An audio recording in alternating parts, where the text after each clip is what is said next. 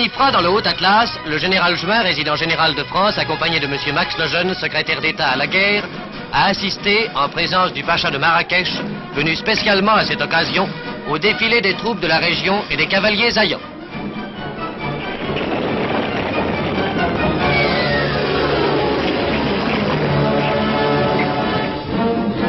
Au cours de sa visite, le général Juin a décoré les caïds des tribus Zayanes, venus l'accueillir à Khénifra.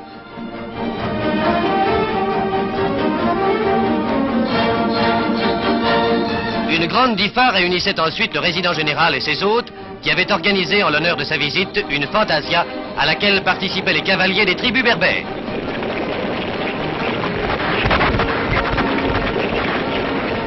Un peu plus tard, le général Juin se rendait à El Hajeb, où après avoir été reçu par les notables de la région, il remettait les insignes de commandeur de la Légion d'honneur au caïd Mokhtar des Benimtir du Sud, ainsi qu'à divers officiers. C'est là que prenait fin le voyage du résident général dans ce pays berbère au loyalisme jamais démenti. Au cours de la fête du Grand Moussen, le général Boyer de la Tour s'est retrouvé dans le Moyen Atlas parmi les chefs berbères qu'il a connus jadis lorsqu'il était simple lieutenant et dont il parle couramment la langue.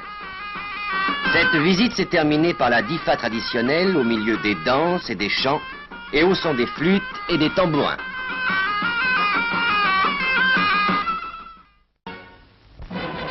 À Khénifra, le général Juin, résident général de France au Maroc, a assisté aux côtés des caïds de la région au défilé des troupes qui avaient pris part aux récentes manœuvres du Tadla.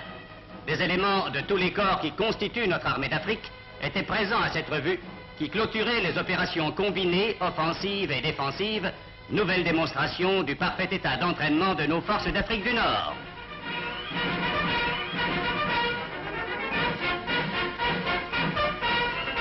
Tirailleurs, zouaves, légionnaires et cavaliers sont demeurés fidèles aux traditions qui ont fait des unités africaines les pionniers de la libération de la France.